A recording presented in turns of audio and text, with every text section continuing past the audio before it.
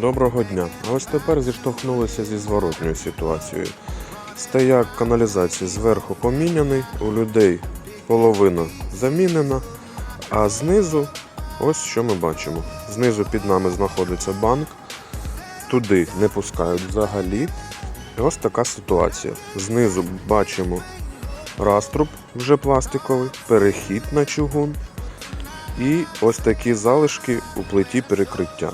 Що робити, як з цим, якщо не пускають знизу?